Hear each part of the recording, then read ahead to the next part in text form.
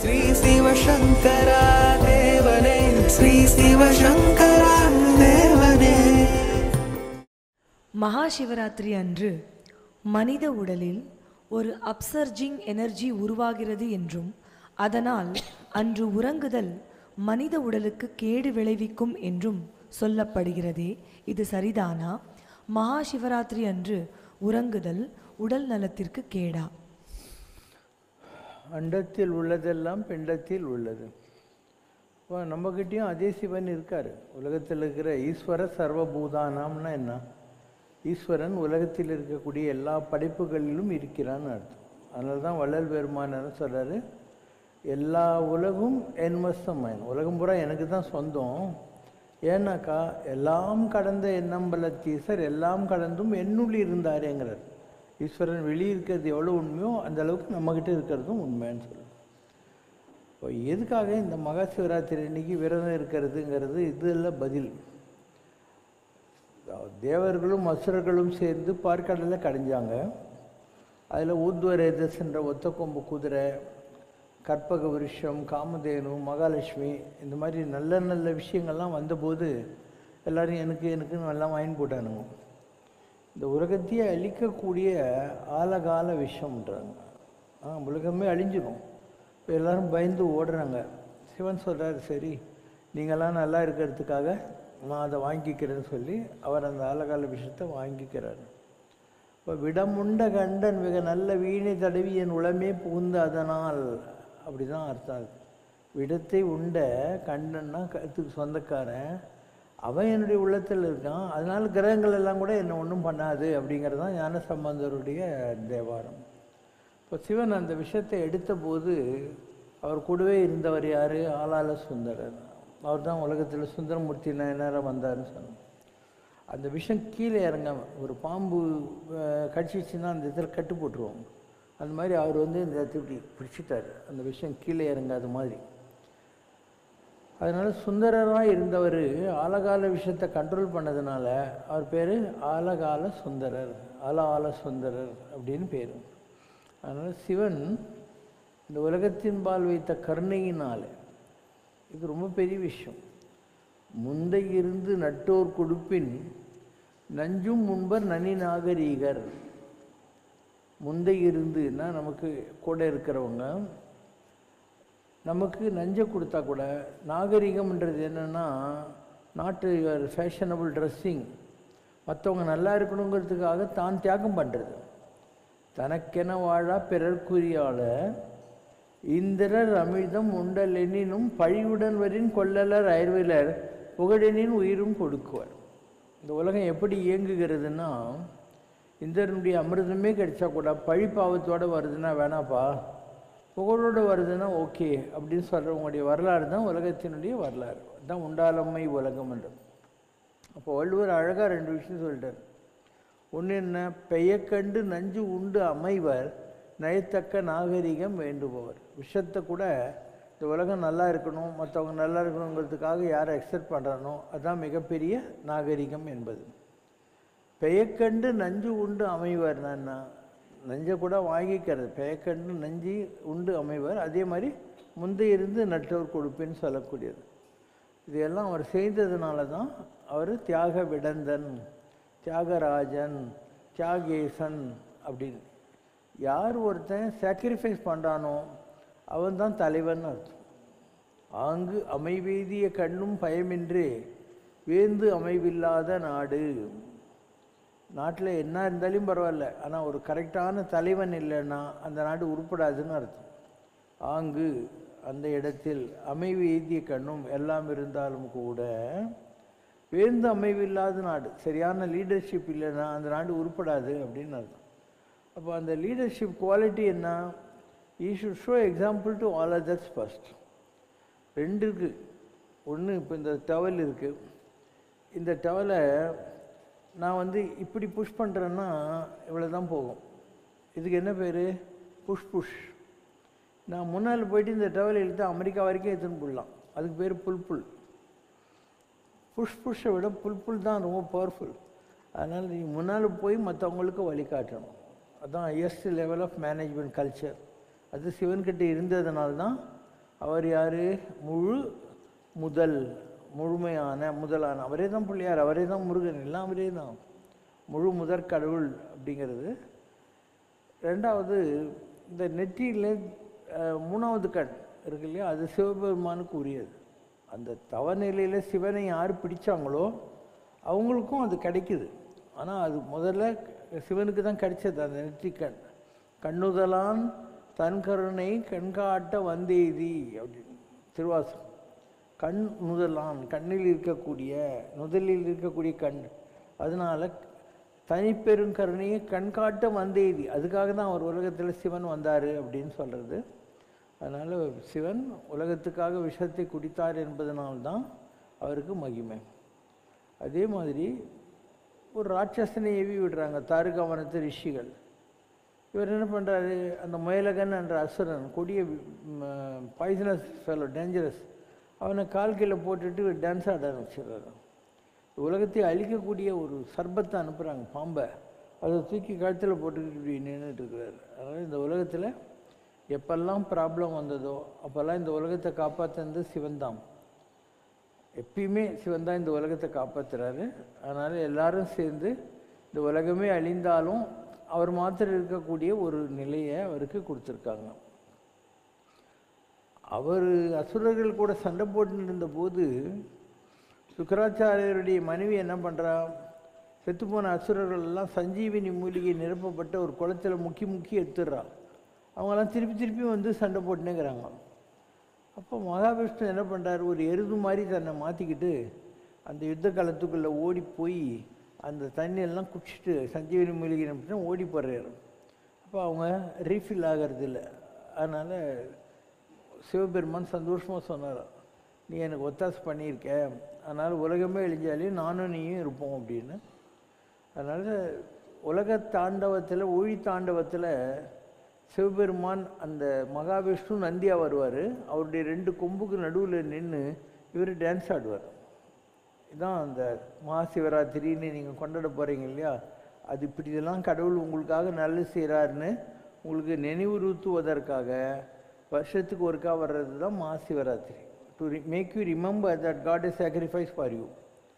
அதே தான் உங்களுடைய ஒவ்வொரு மாதமும் வரக்கூடிய இது இல்லையா, உங்களுக்கு என்னது பிரதோஷ காலம் என்பது மாத சிவராத்திரி, மகாசிவராத்திரி, இதெல்லாம் மக்களுக்கு புரிய வைக்கிறதுக்காக வர்றது.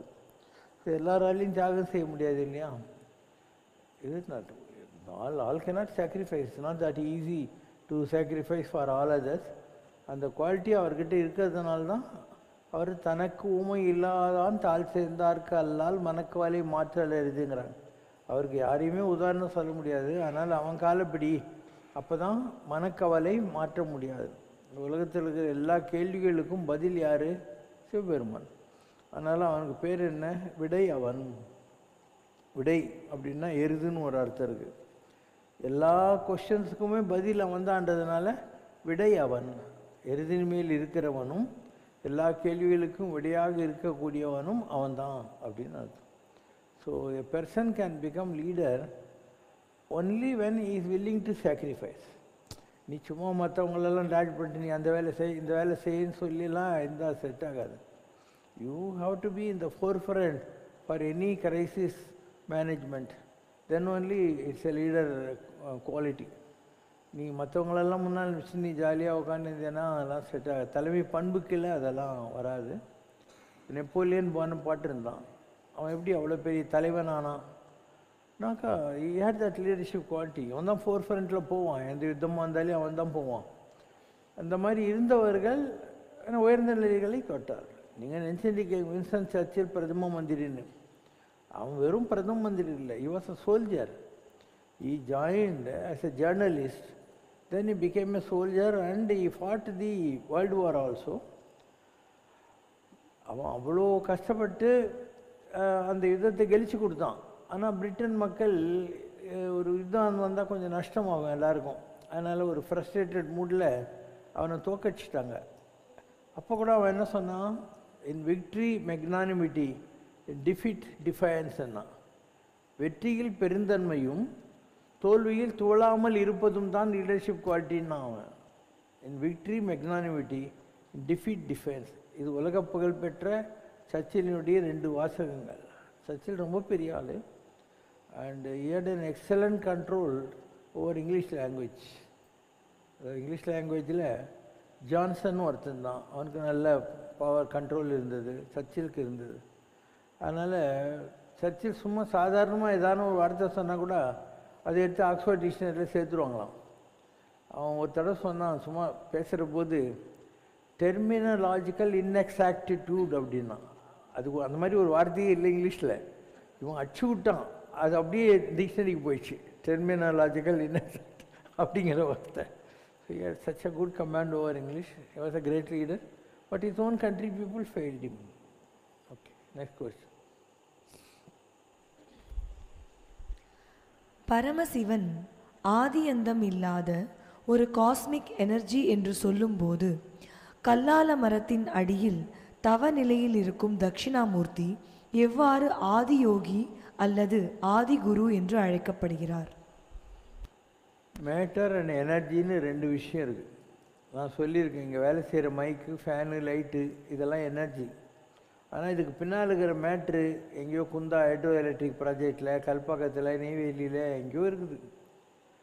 அப்போ இந்த மேட்டர் தான் எனர்ஜியாக மாறுது, அண்ட் எனர்ஜி மேட்டராக போயும். உலகத்தில் சாஸ்திர கவச்சன்னு ஒரு ராட்சசன் இருந்தான். அவன் பிரம்மா கிட்ட வரம் வாங்கினவன். ஆனால் எல்லாருக்கும் புத்தி கெட்டு போயிடும் when you become powerful. அதனால் என்ன பண்ண ஆரம்பித்தான், எல்லாருக்கும் தொந்தரவு கொடுத்தான். இப்போ எல்லோரும் போய் முறையிடுறாங்க மகாவிஷ்ணுக்கிட்ட.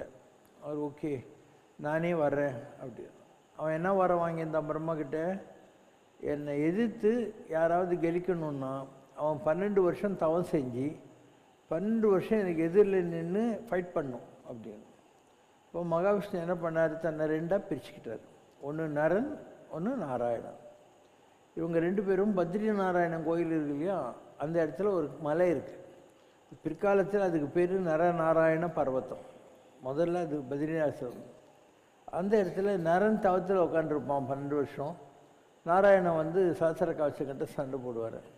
இவர் போய் தவத்தில் உட்காந்துவார், அவன் வந்து சண்டை போடுவான். இப்படி 24 வருஷம். ஆனால் அவனுக்கு 1000 கவச்சம், சஹசிரன்னா 1000, ஒரு கவச்சத்தை பிச்சு போடுவாங்க.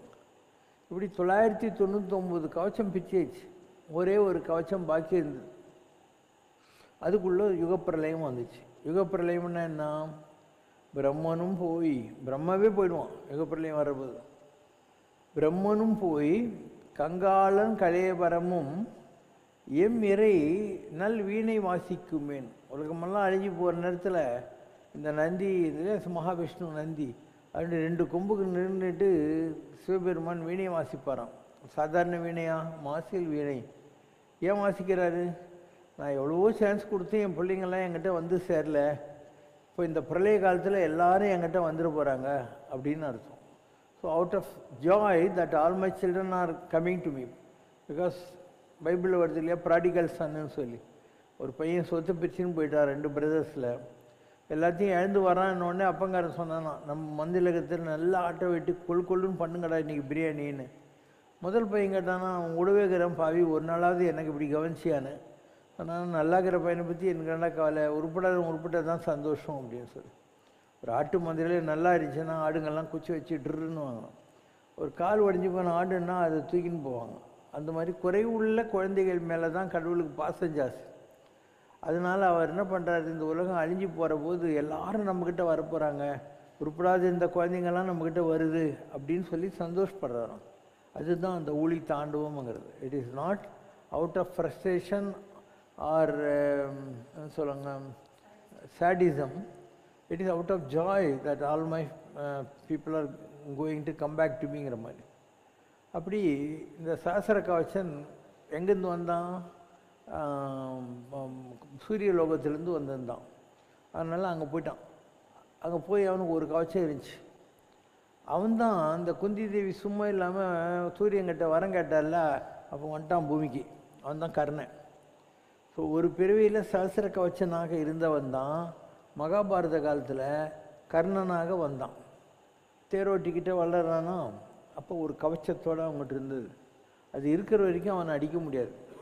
அப்போது விட்டகுறை தொட்டகுறை நரனும் நாராயணனாக வந்த மகாவிஷ்ணு இந்த பிறவியில் இந்திர அர்ஜுனனாகவும் கிருஷ்ண மகாவிஷ்ணுவாகவும் வந்திருக்காங்க. அதனால் கிருஷ்ணனும் அர்ஜுனனும் சேர்ந்து அவங்ககிட்ட சண்டை போடுறாங்க இல்லையா. அப்போ அந்த கவச்ச கொண்டலங்களை கிருஷ்ணர் போய் அவங்ககிட்ட தானமாக வாங்கிடுறாரு. அதுக்கப்புறம் தான் அவனை அழிக்க முடியுது. அதனால் இப்படி எல்லாத்துக்கும் ஒரு கண்டினியூட்டி இருக்கும்.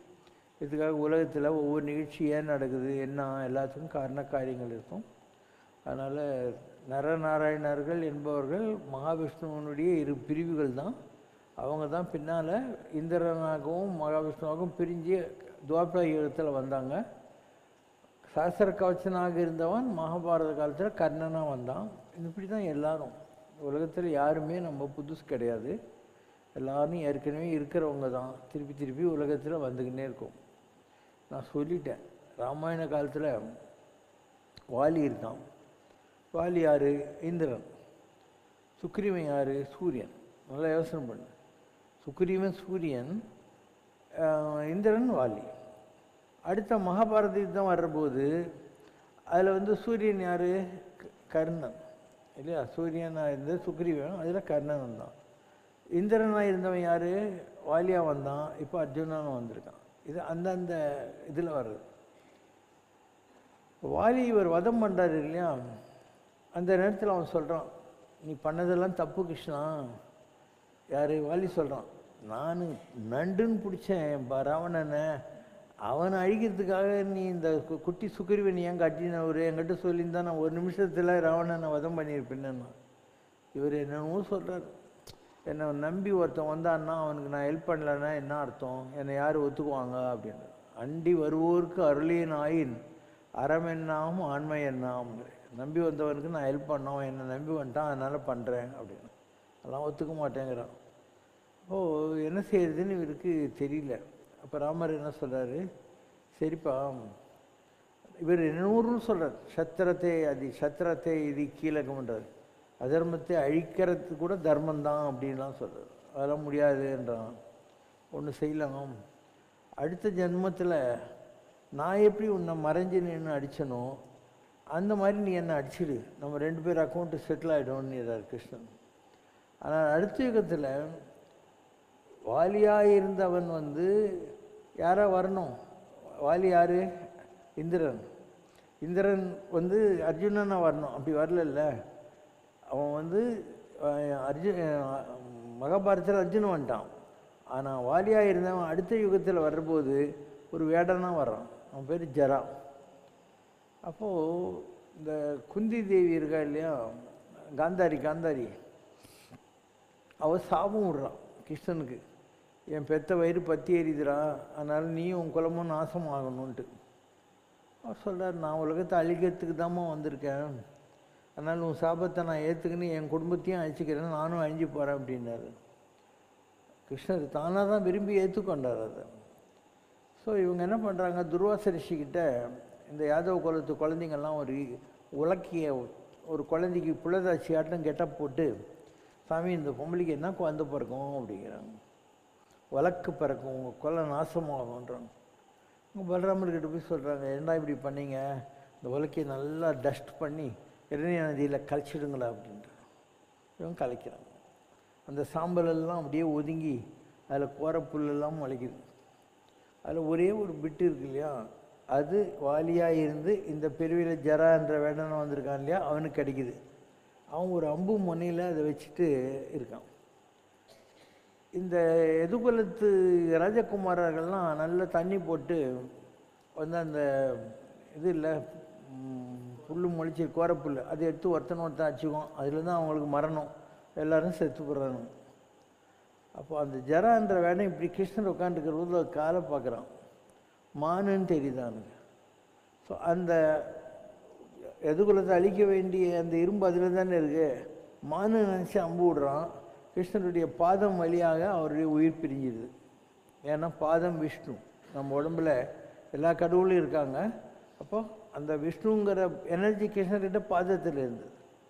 இதெல்லாம் பெரிய பெரிய விஷயங்கள். அதனால தான் பிருகு ரிஷி அந்த மகாவிஷ்ணுக்கு இணையாக கண் வச்சுருந்தார் கடக்க இதில். அதனால் அவர் எட்டி உழைச்சா கூட மகாவிஷ்ணு என்ன பண்ணுறாரு, ஐயோ உங்களுக்கு வலிச்சிருக்குமேன்ற மாதிரி அதை கண்ணை அமைக்கிறாரு அவருடைய அந்த இதெல்லாம் போகிறதுக்காக, பவரெல்லாம் போகிறதுக்காக. அந்த மாதிரி எதுக்குள்ளே இப்படி தான் அழிஞ்சது. எல்லாரும் அந்த வரதுக்கு சாபத்துக்கு கட்டுப்பட்டாங்க. கிருஷ்ணரே தான் ஒத்துக்கினார், அடுத்த பிறகு நீ என்ன நடிச்சிடுன்னு சொல்லி. அவன் தான் இந்த மாதிரி இருந்தான். அப்போ ஏன் ஈக்குவலாக அதே மாதிரி திருப்பி திருப்பி வரமாட்டாங்கன்னா, நடிக்க வந்த பாத்திரம் யாருக்கு என்ன மாதிரியான ஒரு பெர்ஃபார்மிங் ரீசன் இருக்கோ அதுக்கு ஏற்ற வேஷத்தில் அவங்க வராங்க. அதனால் இந்திரன் முதல் பிறவியில் வந்தவன் இந்த பிறவியில் வர வேண்டிய அவசியம் இல்லை. அவன் அர்ஜுனனாக வந்துட்டான். அவன் ஜரா என்ற வேடனாக வந்திருந்தான். இவருடைய காலில் அம்பு போட்டுட்டு இவரை கொண்டுட்டான். இப்படி மகாபாரதத்தில் வர்ற எல்லா கேரக்டரும் கூட ராமாயணத்தில் இருந்தவங்களும் மகாபாரதத்தில் வந்தவங்களும் சேம்னு நினைக்காத. It's not same. இப்போது வாயு பகவான் வந்து ஆஞ்சநேயராக வந்தார். மகாபாரத காலத்தில் வாயு பகவான் யார்? பீமன். இவரும் வாயு, அவரும் வாயு தான். ஆனால் இவரும் இருக்கார், அவரும் இருக்கார். நல்லா யோசனை பண்ணு.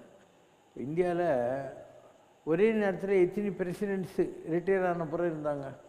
ஸோ அன்டில் ரீசெண்ட்லி வாஜ்பாய் இருந்தாரா? ஒரே நேரத்தில் பழைய ஆளுங்கள்லாம் இருக்காங்களா? அதே மாதிரி தாங்க. இதுக்கு முன்னே எந்த ட்ராமாவில் என்ன வேஷம் கட்டினாங்களோ அவங்க ரிட்டையர் ஆகிட்டு இருப்பாங்க உலகத்தில். ஸோ தே கண்டினியூ, எல்லோரும் கண்டினியூ பண்ணுவாங்க. இதெல்லாம் வந்து மக்களுக்கு புரியறதுக்கு நாளாகும். இப்போ ராமாயண காலத்தில் வாயுவாக இருந்தது ஆஞ்சநேயர், மகாபாரத காலத்தில் வாயுவாக வந்தது பீமன். அஸ்வினி புத்திரர்கள்னு 2 பேர் இருந்தாங்க. அவங்க நகுல சகவ தேவர்களாக வந்தாங்க. அதில் இந்திரன் வாலியாக இருந்தான், இப்போ வேறு ரோலில் வந்துட்டான். அர்ஜுனனை வந்தான் இந்த காலத்தில். சூரியன் அந்த பிறவியில் சுக்ரீவனாக இருந்தான், இந்த பிறவியில் மாறி வரான், கர்ணனாக வரான். இப்படி உலகத்தில் ஒரு ட்ராமாவுக்கு யாருக்கு மேட்ச் இருக்கோ அவங்களுக்கு தான் கொடுப்பாங்க. இந்த உலகத்தின் பார்வையில் அதர்மம் மூலம் கொள்ளையடித்த பணத்தை கொள்ளையடித்து இல்லாதவர்களுக்கு கொடுப்பவன் கொள்ளைக்காரன். தர்மத்தை காக்க அதர்மம் மூலம் கொலை செய்பவன் கொலைகாரன். தர்மத்திற்காக அதர்மத்தை தொடர்ந்து அழித்து கொண்டிருப்பவன் அயோக்கியன். பகவான் கிருஷ்ணர் தர்மத்தை காக்க அதர்மத்தை கையில் எடுத்ததை சரி என்று சொல்லும் உலகம் ஏன் இந்த செயல்களை தர்மம் என்று ஏற்றுக்கொள்வதில்லை? ஒரு ட்ராமா இருக்குன்னா அதில் யாரோ ஹீரோ யாரோ வில்லன் நடிச்சு தான் ஆகணும். எல்லாருமே ஹீரோவாக இருந்தால் அது என்ன drama? But there is a action and counter action. For every action there is equal and opposite action. இப்போ தான் சொன்னேன், ராமாயண காலத்தில் ராமர் இவன் அழிக்கிறாரு, இந்த அவதாரத்தில் அவன் வாலி வந்து இவர் அழிக்கிறான். So you have to wait for the next dramas to understand when it unfolds why. அதனால் ராஜா கையை வச்சா ராங்கா போனதில்லை. ஸோ ராஜா யார்? சாமி. அவர் யார்? நடராஜா, கோவிந்தராஜா, தியாகராஜா, சுந்தரராஜா. அவர் எது செஞ்சாலையும் அதில் நல்லது இருக்கும், நமக்கு புரியாமல் போகலாம். ஆனால் கட்டாயம் எல்லாத்துக்கும் அவர்கிட்ட கணக்கு இருக்கும். அவர் அதனுடைய போக்கில் கொண்டு போவார். அந்த நேரத்தில் நமக்கு புரியாமல் போகலாம், ஆனால் நமக்கு புரியும், பின்னால் புரியும். உங்கள் வாழ்க்கையிலே நடந்த பல விஷயங்களை நீங்கள் பார்த்தீங்கன்னா உங்களுக்கு புரியும். கர்மாங்கிறது என்ன, அது எப்படியெல்லாம் வேலை செய்யுது அப்படிலாம் உங்களுக்கே புரியும். அதாவது நீங்கள் இந்த பிரிவில் என்ன தான் வந்து ஒரு நேர்மையாக இருந்தால் கூட சஃபரிங் வந்தே தீரும். சஃபரிங் ஏன் வருதுன்னா, இப்போ ரமண மகரிஷி இருந்தார். அவர் தான் ஒரு 12 வயசு பையனாக வெங்கட்ராமனாக இருந்தபோதே ஓடி வந்து திருவண்ணாமலையில் உட்காந்துட்டு கோமணம் கட்டின்னு தவந்தானும் பண்ணிட்டு உட்காந்துருந்தார். இப்போ இந்த பிரிவில் அவருக்கு எதுவும் ப்ராப்ளம் இல்லை. இப்போ ஏன் வருதுன்னா, ஒன்று இதுக்கு முன்பிறவியில் அந்த பாதாள லிங்கத்துக்கிட்ட வந்து உட்காந்து தவம் பண்ணுறாரு இல்லையா, அந்த பாதாள லிங்கத்தில் இருந்த ஆத்மா ரமணராக இருக்க வாய்ப்பு இருக்குது. அது ஒரு காரணமாக இருக்கலாம். இல்லை திருவண்ணாமலையே சிவன் தான். இவர் மேலே அந்த ஸ்கந்தாசிரமம்னு ஒரு இடத்துல கொஞ்சம் வருஷம் இருந்தார். ரமண மகரிஷி மேலே இருந்தார், மலையில் இந்த மூலையில். கரெக்டாக அதே இடத்துல அவருக்கு கேன்சர் வச்சு. யார் செஞ்சாலும் தப்பு தான். ஸோ அந்த மலையே கடவுளுங்கிற போது அதில் அவர் இருந்தார் இல்லையா அந்த கோகையில், அதனால அவருக்கு கேன்சர் வருது. ராமகிருஷ்ண பரமஹம்சர் அவர் காளியை கட்டின்னு அது இருந்தார். சாரதா தேவி கூட குடும்பம் நடத்துனதே கிடையாது. அவருக்கு என் த்ரோட்டில் கேன்சர் வருது. யோசனை பண்ணு. இப்படி உலகத்தில் எவ்வளோ பெரிய மகானாக இருந்தாலும் அவங்களுக்கும் கர்மா இருக்குது. இயேசு ஏன் சிலுவையில் போகிறார்? அவர் என்ன தப்பு பண்ணார் பாவம்? அவர் உலகத்தோட பாவங்களை சுமக்கிறதுக்காக வந்தார். பைபிளில் சொல்கிறாங்க, உலகத்தின் பாவங்களை சுமந்து தீர்க்கிற தேவனுடைய ஆட்டுக்குட்டி இதோ வந்து கொண்டு இருக்கிறது தான் அவருக்கு இன்ட்ரடக்ஷன் சீனே. அப்போ எல்லாருடைய கர்மாவையும் வாங்குறாரு. கண் இல்லாதவனுக்கு கண் ரெடி பண்ணுறாரு, முடவனை நடக்க விடுறாரு, பேய் பிசாசு ஓட்டுறவர், செத்தவன் லாசரஸை கூட எழுப்பி காட்டுறாரு. அப்போ அதுக்கு அவர் அனுபவிச்சு தானே ஆகணும். அதனால் உலகத்தில் எவ்வளோ பெரிய மகானாக இருந்தார் யோகி ராம் சரத்குமார் சாமி. ஒய்ஃபு குழந்தைங்கள்லாம் விட்டு ஒரு 45 வருஷ காலம் ஸ்ரீராம் ஜெயராம் ஜெயராம் சொல்லினே இருந்தவர் தான். அவருக்கே யூரினரி ட்ராக்டில் கேன்சர் வருது இல்லையா? 2 காரணம் சொல்லலாம். ஒன்று, இந்த மாதிரி இருக்கிறவங்க அவங்க உடம்பை பார்த்துக்க மாட்டாங்க. நிறைய சாமியாருங்க இந்த தப்பு தான் பண்ணுறாங்க. நிறைய சாமியார்கள் இந்த தப்பு பண்ணி தான் அவங்களுக்கு ப்ராப்ளமெல்லாம் வருது. they don't understand the importance of maintaining the body separately and atma separately. ஆத்மான்றது நமக்குள்ள இருக்கிற ஜோதி, உடம்புங்கிறது எல்லாருக்கும் இருக்கிற மாதிரி நாமளும் தான் 1க்கு போகிறோம் 2க்கு போகிறோம் எல்லாம் செய்கிறோம். ஸோ நம்ம அதையும் போட்டு குழப்பக்கூடாது இல்லை. இப்போது ஒரு ட்ராமாவில் டைலாக் வருதுன்னு வச்சுக்கோயே, என்ன சொல்லுவாங்க? விண்ணுக்கும் மண்ணுக்கும் அப்படி சொல்லணும். இவன் சொல்கிறது பூரா என்னன்னாக்கா மாற்றி கை காட்டின்னு இருக்கான், மண்ணுக்கும் விண்ணுக்கும்ன்றான். ஆனால் இந்த பாஷை வேறு, அந்த பாஷை வேறு.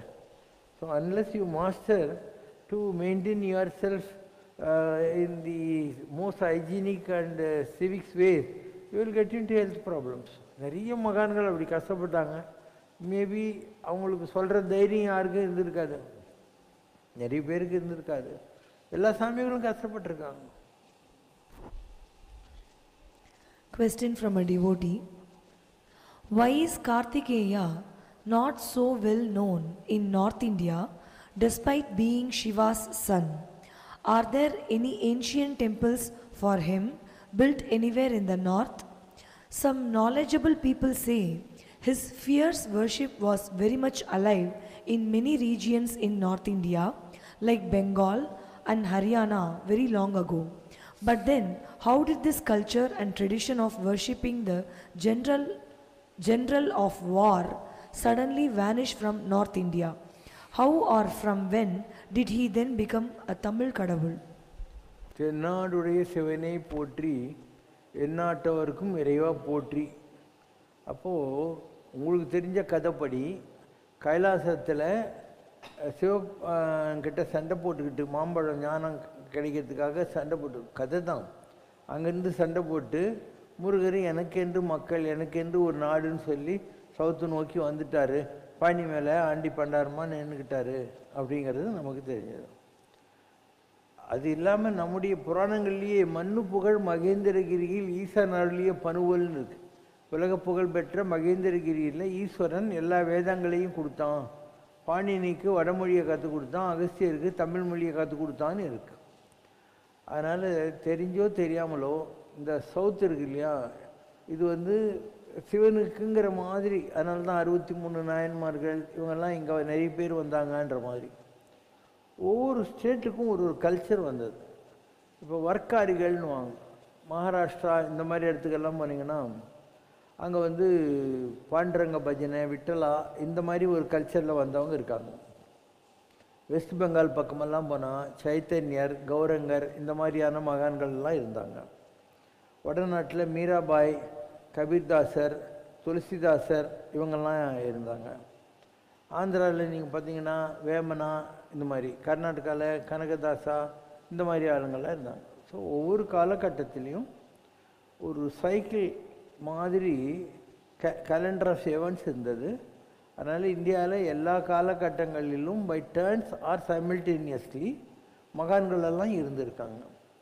அப்போ இங்கே நம்முடைய தமிழ் சங்கம்னு சொல்கிறாங்க இல்லையா, அதில் முதல் தமிழ் சங்கத்துக்கு சிவபெருமான் தலைவராக இருந்திருக்காரு. 2வது தமிழ் சங்கத்துக்கு முருகப்பெருமான் தலைவராக இருந்திருக்காரு. அதுக்கப்புறம் மதுரையில் 3வது தமிழ் சங்கம் வந்தது தான் நீங்கள் பார்க்குற அந்த கதையெல்லாம் வந்துச்சு. ஸோ தமிழ்நாடு சேர்ந்த இந்த விஷயங்கள் சிவன், முருகன் இவங்களுக்கெல்லாம் சம்பந்தப்பட்ட விஷயங்களாக இருந்திருக்கு. மகேந்திரவர்ம பல்லவனுடைய சேனாதிபதியாக இருந்த பரஞ்சோதி, பின்னால் அவர் தான் நாயன்மார்கள் ஒருத்தரான சிறுத்தொண்ட நாயனார். அவர் வாதாபியை படையெடுத்து புலிகேசி எல்லாம் இது பண்ணிட்டு வர்றபோது அங்கேருந்து கணபதியை கொண்டு வந்தாருன்னுவாங்க. அதுக்கு முன்னால் கணபதி வழிபாடு தமிழ்நாட்டில் இல்லை அப்படின்வாங்க. அதனால தான் நீங்கள் பாடுற போதெல்லாம் வாதாபி கணபதியும் பஜே அப்படின்வீங்க. வாதாபியிலேருந்து அவர் கொண்டாந்தார் அப்படிங்கிற ஒரு இது இருக்குது. நரசிம்மவர்ம பல்லவன் காலத்தில் தான் பிள்ளையார் இங்கே இன்ட்ரடியூஸ் பண்ணார். இன்றைக்கி கூட நீங்கள் திருவனந்தபுரம் அனந்த பத்மநாப சுவாமி கோயிலுக்கு போனீங்கன்னா அங்கே பிள்ளையார் இருக்க மாட்டார், நரசிம்மர் தான் இருப்பார். கர்நாடகாவில் நிறைய கோயில்களில் பிள்ளையார் இருக்க வேண்டிய இடத்துல நரசிம்மர் தான் இருப்பார். அங்கே பிள்ளையார் அவ்வளோ கண்டுக்க மாட்டாங்க. அந்த மாதிரி சில இடங்கள் இருக்குது, பிற்காலத்தில் வந்திருக்கும் அந்த மாதிரி. வடநாட்டில் அவங்க இந்த தெய்வ வழிபாடுகள்ங்கிறதே முஸ்லீம் படையெடுப்புனால அழிஞ்சு போச்சு. முஸ்லீம்ங்க என்ன பண்ணுவான், எல்லா கோயிலையும் அடிச்சிடுவோம். சோமநாத்தெல்லாம் 36 தடவை அடிச்சிருக்கான். தமிழ்நாட்டிலே அந்த மாதிரி நடந்தது. தமிழ்நாட்டில் போன வாரம் திருப்பதி கோயிலிருந்து எடுத்துன்னு போய் மரியாதை கொடுத்துட்டு வராங்க ஸ்ரீரங்கம் கோயிலுக்கு. ஏன்னு கேட்டால் சொல்கிறாங்க, இந்த முஸ்லீம் படையெடுப்பெல்லாம் வந்தபோது ஸ்ரீரங்கநாதர் கொஞ்ச நாள் திருப்பதியில் இருந்தார் அப்படின்னு சொல்லி. அங்கே இருந்த ராஜாங்க வேறு, இங்கே இருந்த ராஜாங்க வேறு. அதனால் நான் திருப்பதி கோயிலேருந்து அவருக்கு மரியாதை செய்கிறோம், அங்கேருந்து வந்தாருன்றதுனால. இங்கே இருந்தவர் அங்கே போனார், அங்கேருந்து இங்கே வந்துட்டார். இப்படி எல்லாத்துக்கும் ஏதோ ஒரு ஓல்டு கனெக்ஷன்ஸ் இருக்கும். ஸோ வடநாட்டை பொறுத்து மாத்திரம் அவங்க யாரை கார்த்திகேயன்னு சொல்கிறாங்களோ அது முருகர் தான். நம்மளே கூட என்ன சொல்கிறோம், கார்த்திகேயா போற்றியோம், கந்தா போற்றியோம் தான் சொல்கிறோம். ஸோ அதுவும் இதுவும் ஒன்று தான். நம்ம புரிந்து வைத்திருக்கிறது காரணம் நமக்கு தெரிஞ்ச ஒரு லிமிட்டட் ஹிஸ்ட்ரி. நரசிம்மர் பிள்ளையார் ஒன்று அப்படிங்கிறோம் நம்ம. இப்போ இந்த பக்கம் பார்த்தீங்கன்னா சுதர்சன சக்கரம், ஒரு பக்கம் சுதர்சனர், ஒரு பக்கம் நரசிம்மர் இருப்பார். இது வைஷ்ணவத்தில் சுதர்சனுடைய ஈக்குவல் ஃபார்ம் இருக்கு இல்லையா, அதுதான் முருகர். அண்ட் நரசிம்மருடைய ஈக்குவலன்ட் ஃபார்ம் இருக்கு இல்லையா, அதுதான் பிள்ளையார். ஸோ வைணவத்தில் இப்படின்னா சைவத்தில் இப்படி, ரெண்டும் ஒன்றே தான். அதனால் அங்கங்கே யாருக்கு எது தெரிஞ்சதோ அந்த பழக்க வழக்கங்களை வைத்து கொண்டு இந்த தெய்வ வடிவங்கள் வந்தன. இல்லைன்ற மாதிரி கிடையாது. இப்போ முருகர் வள்ளி தேவியனோட கல்யாணம் பண்ணிக்கினாருன்றோம். வடநாட்டில் அவர் பிரம்மச்சாரி கடவுள்னு சொல்கிறாங்க. வடநாட்டில் அவருக்கு கல்யாணம், அவர் பிரம்மச்சாரின்னு சொல்லுவாங்க. இப்போ ஐயப்ப சாமியை நம்மெல்லாம் கும்பிட்றோம். வடநாட்டில் அவங்களுக்கெல்லாம் ஐயப்ப சாமி தெரியாது. இப்போ தான் கொஞ்சம் கொஞ்சம் வடநாட்டிலேருந்து மலேசியாவிலேருந்து எல்லாம் வராங்க. ஆந்திராவிலேருந்து இப்போ தான் ஒரு 25 வருஷமும் வராங்க. அதுக்கு முன்னால் ஐயப்ப சாமியெல்லாம் ஆந்திராவில் தெரியாது அவங்களுக்குலாம். பிடி ராஜன் ஒருத்தர் இருந்தார் மதுரையில். இப்போ இருக்கிற பழனிவேல் ராஜனுடைய தாத்தாவோ அப்பாவோ அவர் தான் இந்த ஐயப்பன் கல்ட்டியே தமிழ்நாட்டில் கொண்டு வந்தாங்க. 2 பேர், ஒன்று பிடி ராஜன், இன்னொருத்தர் நவாப் ராஜமாணிக்கம் பிள்ளைன்னு. அவர் ஐயப்ப சாமியை பற்றி ட்ராமாலாம் போட்டார். அதை வச்சு தமிழ்நாட்டில் இருக்கிறவங்களுக்கு ஐயப்பனை பற்றி கொஞ்சம் கொஞ்சம் தெரிஞ்சது. இல்லைன்னா அது கேரளாவில் தான் இருந்தது. பட் ஐயப்பனுடைய கனெக்ஷன் பார்த்திங்கன்னா கேரளா தமிழ்நாடுலாம் ஒன்றா தான் இருந்தது. இப்போ நீங்கள் இப்போ இதுக்கு போகிறீங்க இல்லையா, கல்யாண தீர்த்தம், பொதிகை இது அகஸ்தியர் ஃபால்ஸ் எல்லாம் போகிறீங்க. அங்கே சொரிமுத்து ஐயனார் கோயில்னு ஒரு இடம் இருக்குது. அதாவது கரையார் டேம் போகிற வழியில் பாபநாசன் கீழே கோயில் இல்லையா, அங்கேருந்து ஒரு 10 கிலோமீட்டர் போனோம். அந்த இடத்துல தான் ஐயப்பனை ராஜசேகர பாண்டியன் கண்டெடுத்தான்ற மாதிரி ஒரு பாயிண்ட் இருக்குது. இப்போ சொரிமுத்து ஐயனார் கோயில், அதுலேருந்து அப்படியே அந்த தென்காசி வழியாக குளத்துப்புழை, ஆரியங்கா, அச்சங்கோவில், பந்தளம், அதுக்கப்புறம் எரிமேலி, அதுக்கப்புறம் சபரிமலை. இப்படி ஐயப்பனுடைய மூமெண்ட்டு அந்த இடங்களெல்லாம் இருந்திருக்கு. இந்த தமிழ்நாட்டை ஒட்டி இருந்தது. கேரளா இவங்கெல்லாம் சிபி ராமசாமி ஐயர் திருவாங்கூர் சமஸ்தானத்துக்கிட்டேருந்து சண்டை போட்டு இவங்க மிரட்டி வாங்கினது தான் அது. அப்போது பார்டர்ஸ் பிரிஞ்சு போச்சு.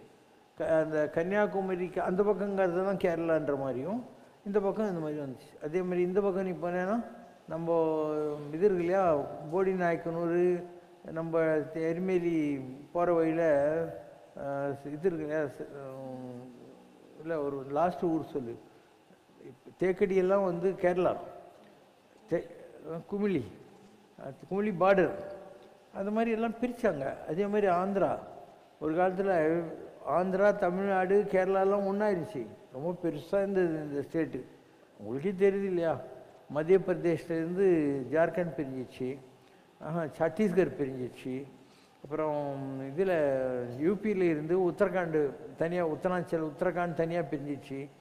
அப்புறம் இன்னொரு ஸ்டேட்டில் இருந்து இன்னொன்று பிரிஞ்சுது, பீகார்லேருந்து ஜார்க்கண்டா ஏதோ ஒரு பிரிஞ்சுது. ஸோ ஆஸ் பர் கன்வீனியன்ஸ் எல்லாம் பிரிஞ்சிகிட்டு இருக்குது. பிரிக்கிறதுக்கு முன்னாடி வரைக்கும் எல்லாம் ஒன்றா தான் இருந்திருப்பாங்க. பிரிஞ்ச உடனே வேறு வேறையாக பிரிஞ்ச மாதிரி தெரியும். அது அந்த காலத்து வரலாறு நீ படித்து பார்த்தா தான் யார் எங்கே இருந்தாங்க என்னான்ற மாதிரி. அதே மாதிரி தான் இந்த கடவுள் வழிபாடு. இந்த முஸ்லீம்கள்லாம் படையெடுத்து வந்து இந்து கோயில்களெல்லாம் வடநாட்டில் அடிச்சுக்கிட்டே இருந்தாங்க. இவங்களுக்கு என்ன பண்ணுறதுன்னு தெரியல.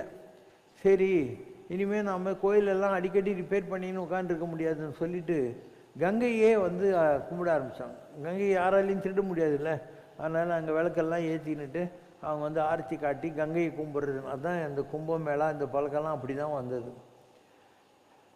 ஒன்று கங்கையை கும்பிட ஆரம்பித்தாங்க. ரெண்டாவது என்ன பண்ணாங்க, இந்த சாமியாருங்க இல்லையா, நிறைய பேர் இருப்பாங்க வடநாட்டில். அதனால் இவங்க என்ன சொல்கிறாங்க, நீ நல்லவனா கெட்டவனான்றது கடவுள்கிட்ட நீ பதில் சொல்லிக்கோ, நானும் ஒன்றை கடவுளாக நினச்சி பூஜை பண்ணுறேன்னு சாமியாருங்களுக்கு செருப்பு வாங்கி ட்ரெஸ் வாங்கி கொடுக்குறது, சாப்பாடு போடுறது, இந்த மாதிரியான பழக்க வழக்கங்கள்லாம் வந்ததுக்கு அதுதான் காரணம். வடநாட்டில் பொறுத்த மாத்திரம் தே வர்ஷிப் கங்கை அண்டு சன்னியாசிகள். சவுத்தில் அவ்வளோ படையெடுப்புகள் வரல. மாலிகா பொறுத்து ஒரு தடவை வந்தது, அதுக்கப்புறம் பெரிய அளவுக்கு ஒன்றும் வரல. அதனால் இங்கே இந்த டெம்பிள்ஸ் இல்லை வர்றாங்கன்னு தெரிஞ்சாவே இங்கே எடுத்துகிட்டு போய் எங்கேயாவது ஒழிச்சு வச்சுருவாங்க. இன்னும் கூட இவங்க எக்ஸ்ப்ளோர் பண்ணலைன்னு நினைக்கிறேன். நீங்கள்லாம் திருப்பரங்குன்றம் கோயிலுக்கு போகிறீங்க, திருப்பரங்குன்றத்தில் படியேறி போனால் இப்படி சிலைங்கள்லாம் இருக்கும். துர்கை, பிள்ளையார், இங்கே வந்து முருகர், இந்த பக்கம் சிவன், இதெல்லாம் இருக்கும். யாராவது துணிஞ்சு இடித்து பார்த்தாங்கன்னா அதுக்கு பின்னால் ஒரு குகை இருக்கும். அந்த குகையில் ஒரிஜினலாக இருந்த அந்த சிலைகள் இருக்கிறதுக்கு வாய்ப்பு இருக்குது. இவங்க பிற்காலத்தில் செய்யப்பட்ட சுதை வடிவங்களை வச்சு இன்றைக்கும் இந்த பூஜைலாம் பண்ணிட்டு உக்காந்துருக்காங்க.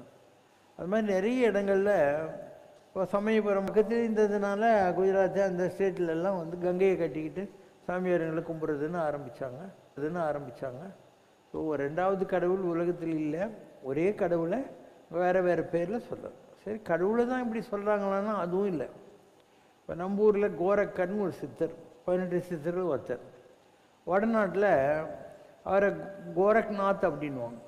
அந்த கோரக்பூரில் இருந்து தான் உங்கள் யூபி சீஃப் மினிஸ்டரே வந்துக்கிறார். அவர் அந்த மடாதிபதி, அந்த கோயிலுடைய மடாதிபதி அவர் யூபி சீஃப் மினிஸ்டர். அதே மாதிரி நம்ம ஊரில் காலாங்கிநாதர்னு ஒருத்தர் இருந்தார். அவர் வடநாட்டில் காலா கம்பல் வாலான்னு பேர். கருப்பு கம்பளியை போத்தின்னுக்கிறார், அதுதான் காலாங்கி. அங்கின்னா துணி. ஸோ நிறைய இடங்களில் அவர் சத்திரம் கட்டி விட்டுருக்கார். காலா கம்பல் வாலா கச்சாவல் ட்ரீன்னுவாங்க, அதெல்லாம் அங்கே இருக்குது. ஸோ ஒரே சித்தரை வேறு வேறு ஊரில் வேறு வேறு பேரில், ஏன்னா சித்தருங்க பேராக சொல்கிறாங்க. நீயா வச்சுக்கிறது தான் சொரக்கா சித்தர், விசிறி சாமியார், நீயா ஒரு பேர் வச்சுக்கிறது தான் உனக்கு அடையாளம் தெரியறதுக்காக. அதனால் ஒரே சித்தர் வெவ்வேறு இடங்களில் இருந்திருக்காரு. நம்ம ஊரில் நம்ம போகர்ன்றோம். இந்த போகர் சைனாவுக்கு போயிருக்காரு. அந்த எப்படி போனாருன்னா, இவங்களுக்கெல்லாம் பறக்கிற சக்தி உண்டு அந்த காலத்துலலாம், ககன மார்க்கத்தில் போவாங்க. ஸோ சைனாவுக்கு போய் அங்கே வந்து கல்யாணம் பண்ணின்னு குடும்பம்லாம் நடத்தியிருக்கிறாரு. அவருக்கு அந்த ஊரில் என்ன பேர், போயன். ஸோ சைனாவில் நீங்கள் நிறைய இடங்களில் பார்த்தீங்கன்னாக்கா புலி மேலே உட்காந்துக்கிற மாதிரி ஒரு சாமியாரை வச்சுருப்பாங்க. அது சிங்கப்பூர்லேயும் அதே கல்ச்சர் இருக்குது, சைனாலையும் அதே கல்ச்சர் இருக்குது. அது என்ன, யார் நம்மள் தான். நம்ம ஊரில் இந்த புலிப்பாணி இவங்கெல்லாம் தான் அந்த ஊரில் வேறு பேரில் இருந்திருக்காங்க. ஸோ பல மகான்கள் வேறு வேறு பேர்களால் அறியப்பட்டார்கள், ஆனால் அதே ஆளுங்க தான் எல்லாம். நான் வந்து சவுத் அமெரிக்காலெலாம் போயிருக்கேன். இந்த பக்கம் கௌட்டமாலாலாம் தாண்டி எக்ஸ்ட்ரீம் வரைக்கும் போயிருக்கேன். அங்கே சில கண்ட்ரீஸில் பார்த்தீங்கன்னாக்கா அவங்க கும்பிட்ற கடவுள் இருக்கார் இல்லையா, அந்த அந்த கண்ட்ரீஸில் அவங்க கும்பிட்ற கடவுளுங்க எல்லாம் இந்து கடவுளுங்க. முருகன் கூட இல்லை, இந்தியாவில் 7 குதிரை மேலே 7 மகான்கள் சப்த ரிஷிகள்ன்ற இல்லையா, அவங்க அந்த ஊருக்கெல்லாம் போனாங்க. அதில் ஒரு ஆளை விட்டுட்டு வந்தாங்க, அவர் அங்கே இருக்கார், அது அவருடைய இடம் அதெல்லாம் அப்படின்வாங்க. ஸ்பானிஷ்காரங்க 400 வருஷத்துக்கு முன்னால் போன போது தான் சர்ச்செல்லாம் வந்துச்சு. அதுக்கு முன்னால் அவங்க வந்து சூரியனை கும்பிடுறது. சூரியனுக்கு என்ன பேர், இனன் பேர். நீங்கள் பழனி கோயிலுக்கு போனீங்கன்னா கீழே கோயிலில் திரு ஆ இனன் குடின்னு இருக்கும். திருன்னா மகாலட்சுமி, ஆனா காமதேனு, இனன்னா சூரியன், கூனா நெருப்பு, டி இந்த மாதிரி அதுக்கான மீனிங் இருக்குது. ஸோ திரு ஆவினன் குடியில் அந்த வச்சுருக்காங்க இல்லையா, அதில் அங்கே இருந்த இனன் காசு இல்லையா, அந்த சிவிலைசேஷன் தான் இனன் காசுன்றது. கௌட்டமாலா அந்த இடத்துல இனன் காசு சிவிலைசேஷன் சொல்கிறது. இந்த பக்கம் ஸ்பெயின்காரங்க வர்றதுக்கு முன்னாடி வரைக்கும் நம்ம ஆளுங்க தான் இருந்தாங்க. அவங்க ட்ரைபல்ஸ், அவங்க சூரியனை தான் கும்பிட்டு இருந்தாங்க, இடி மலை இந்த மாதிரி இயற்கையெல்லாம் கும்பிட்டுட்டு இருந்தாங்க. அவங்க இந்தியாவிலிருந்து போன 7 ரிஷிகளில் ஒரு ஆளை அவங்க கடவுளாக வச்சுன்னு இருக்காங்க. அதே மாதிரி ஹங்கேரிக்கு நீங்கள் போனீங்கன்னா அவங்க ஊர் பேர் என்ன, புடாபெஸ்ட். அது என்ன, புத்தருடைய ஆளுங்கம், புத்தருடைய சிஷ்யங்க அந்த ஊருக்கெல்லாம் போனாங்க ஹங்கேரிக்கு. அதனால புத்தா பெஸ்ட் இல்லையா, அதுதான் புடாபெஸ்ட் ஆச்சு. ஸோ இந்த ஊர்லேருந்து அந்த ஊருக்கு போனாங்கங்கிறதுக்கான லிங்கெல்லாம் இருக்குது, ஹங்கேரியில் பல இடங்கள்லையும் இருக்குது. ஸோ உலகம் மாறிக்கிட்டே இருக்குது, ஒவ்வொரு காலகட்டத்திலையும் உலகம் ஒன்றா தான் இருந்துச்சு. இந்த மழை வெள்ளம்லாம் வந்தபோது எல்லாம் தொங்க ஆரம்பிச்சிச்சு, அங்கங்கே தண்ணி உடனே இந்தியா தனியாக தொங்குது, ஆப்பிரிக்கா தனியாக தொங்குது, நியூசிலாந்து ஆஸ்திரேலியாலாம் தனியாக தொங்குது. அந்த காலத்தில் ஏதோ ஒரு ரூட் இருந்திருக்கும். நீங்கள் ஆஸ்திரேலியாவுக்கு போனீங்கன்னா பெர்த்து சிட்னிலெல்லாம் ஒரு வெள்ளத்துண்டை போத்திக்கின்னுட்டு இங்கெல்லாம் நல்ல விபூதி பட்டனெலாம் போட்டுன்னுட்டு ருத்ராட்சம் போட்டுன்னு டவலில் கட்டிக்கின்னு டொல்லை கட்சின்னு இருப்பாங்க. அவங்கெல்லாம் நம்ம ஊர்லேருந்து போனவங்களாம். அந்த காலத்தில் ஏதோ ஒரு மார்க்கம் இருந்திருக்கு, அதனால் அவங்கெல்லாம் ஆதிக்குடிகள்னு சொல்கிறாங்க. ஆஸ்திரேலியாவில் எக்ஸ்ட்ரீமுக்கு நீங்கள் போனீங்கன்னா அங்கே இந்த ட்ரைபல்ஸ் எல்லாம் இருக்காங்க, இன்றைக்கும் இருக்காங்க. ஸோ எல்லா நாடுகள்லையும் எல்லோரும் இருந்திருக்காங்க. அண்டு தண்ணியை அடித்து அந்த மலைகள்லாம் குகை ஆண்டுறது கூட ப்ரூஃபெல்லாம் இருக்குது. நீங்கள் நம்ம ஊரில் புர்ரா கேவ்ஸ்ன்னு இருக்குது விசாகப்பட்டினத்துக்கிட்ட, அதே மாதிரி யூபியில் பாதாள புவனேஸ்வர்னு இருக்குது. அண்ட் இதே மாதிரி நீங்கள் ஆஸ்திரேலியாவில் போனீங்கன்னா அட்லீஸ்ட் ஒரு 3 இந்த மாதிரி தண்ணி சமுத்திர தண்ணி போய் அடித்து குகைகள் மாதிரி இருக்கும். சிட்னிக்கிட்டேயும் இருக்குது, அண்டு இதுலேயும் இருக்குது, மெல்போர்ன்கிட்டேயும் இருக்குது. அதே மாதிரி அமெரிக்காவில் இருக்குது. அண்டு நீங்கள் இந்த சினிமா பார்த்தீங்க இல்லையா, இந்த 3 மஸ்கட்டர்ஸ்ன்னு சொல்லி, அது ஆஸ்திரேலியாவில் இருக்காது. ஸோ உலகத்தில் எங்கெல்லாம் மலை இருந்து தண்ணி அடித்து அதெல்லாம் அப்படி கர்வ்ஸ் ஆச்சோ கேவ்ஸு, அங்கெல்லாம் அதே மாதிரியான ஒரு கல்ச்சர் இருந்திருக்கு. இதெல்லாம் யார் ஆராய்ச்சி பண்ணுறாங்க இல்லையா. So no one does research, but world was once upon a time. And because of the change in nature. இப்போ நீங்களே படிக்கிறீங்க, கடல் கொண்ட கபாடபுரம் படிக்கிறீங்க. அப்போ கபாடபுரம்னு ஒன்று இருக்குன்றது நீங்கள் ஒத்துக்கிறீங்களா இல்லையா? இப்போ ராமர் ஸ்ரீலங்காவுக்கு போகிறதுக்காக பிரிட்ஜு கட்டினான்றீங்க, இதெல்லாம் கதைன்னாங்க. இப்போது அமெரிக்காவில் அவங்க நாசாவில் ஸ்பேஸ் எல்லாம் எடுத்து பார்த்தாக்கா அந்த ஸ்ரீலங்காவுக்கும் ராமநாதபுரத்துக்கும் நடுவில் ஒரு பிரிட்ஜு இருந்துருக்குன்றதை அவங்களே ஒத்துக்கிறாங்க. ஒரு பிரிமிட்டிவ் டைப் ஆஃப் பிரிட்ஜு இருந்திருக்குன்னு ஒத்துக்கிறாங்க. இதெல்லாம் நமக்கு வாசித்து காணணுன்னாதுன்னுவாங்க, நமக்கு புரியாது. ஆனால் இருந்தது உண்மை தான். உலகம் பூரா ஒன்றா இருந்ததும் மக்கள் ஒருத்தருக்கு ஒருத்தர் தொடர்புகளோடு இருந்ததும் உண்மை தான்.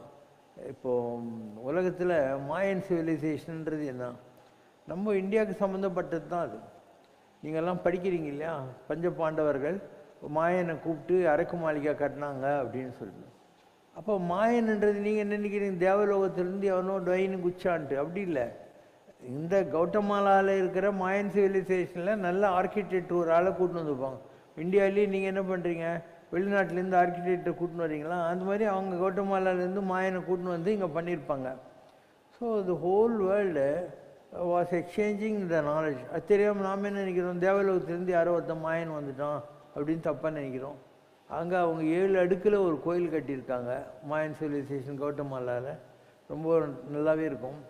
அதே மாதிரி இங்கே தாய்லாண்டு பக்கத்துலலாம் போனீங்கன்னாக்கா நம்ம ஊரில் இருக்கிற விட அழகான கோயில்கள். அங்கே அகஸ்தியர், விநாயகர் எல்லா சாமிகளையும் வச்சுக்கிட்டு, இங்கே என்ன ஊர் அது, பிலிப்பைன்ஸில்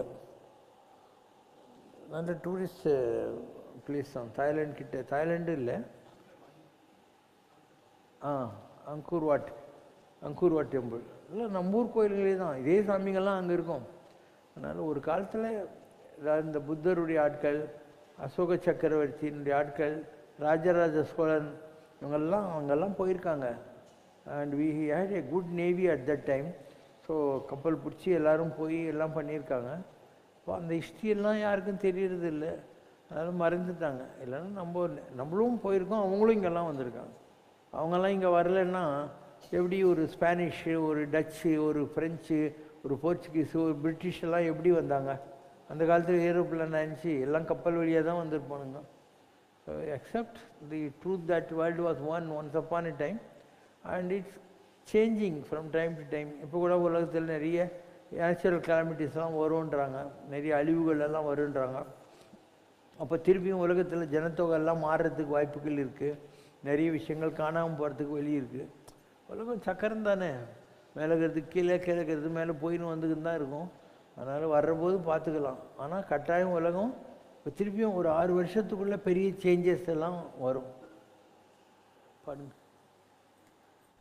ஆசையினும் கடலிலே அலைப்படகானே நீ, அன்பு என்னும் வலை வீச உன்வயமானேன்.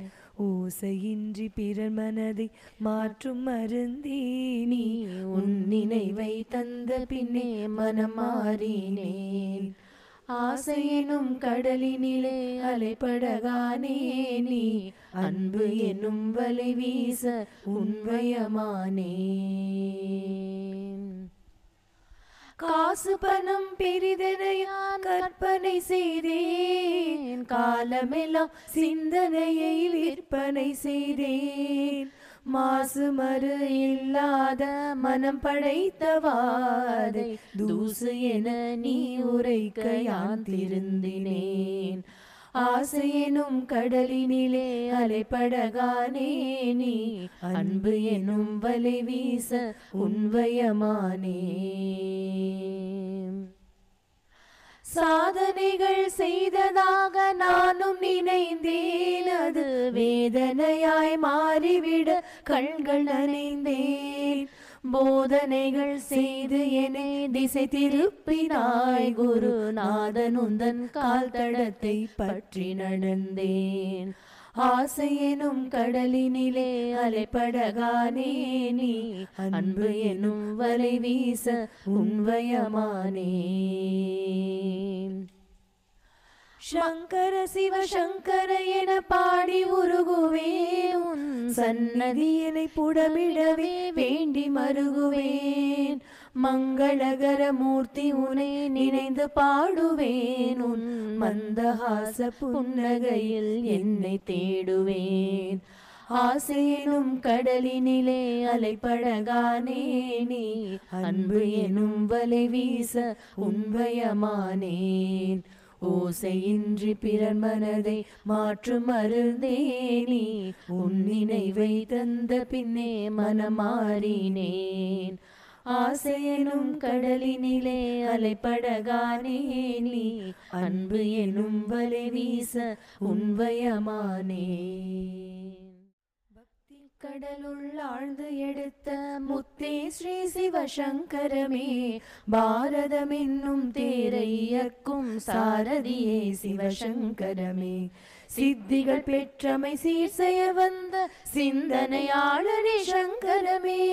சொத்து சுகத்தினில் பற்றிதும் கொள்ளா செம்மலி ஸ்ரீ சிவசங்கரமே. சங்கரமே சிவசங்கரமே, சங்கரமே சிவசங்கரமே. ஆனை முகமும் அழகிய வேலனும் ஆகிய நின்றாய் சங்கரமே. அம்மையும் அப்பனும் நீயேயாகி அவனியை காத்தாய் சங்கரமே. தூணை பிளந்து வந்த நரசிம்மம் நீயே அன்றோ சங்கரமே. துர்மார்கன் அந்த இரண்ய கசிப்புவை தூளாய் செய்தாய் சங்கரமே. சங்கரமே சிவசங்கரமே, சங்கரமே சிவசங்கரமே. சீதை தேடி கடலை தாண்டிய அனுமனும் நீயே சங்கரமே. பாதை தவறிய ராவணன் குலம் பகைத்து ஒழித்தாய் சங்கரமே. மகேந்திரகிரி மலையில் தவமே மகனாய் செய்தாய் சங்கரமே. அந்த மகத்துவம் தந்த இறையின் செயலால் மகானாய் வந்தாய் சங்கரமே. சங்கரமே சிவசங்கரமே, சங்கரமே சிவசங்கரமே. குறை ஒன்றுமில்லை மறைமூர்த்தி கண்ணா, குறை ஒன்றும் இல்லை கண்ணா. குறை ஒன்றுமில்லை கோவிந்தா.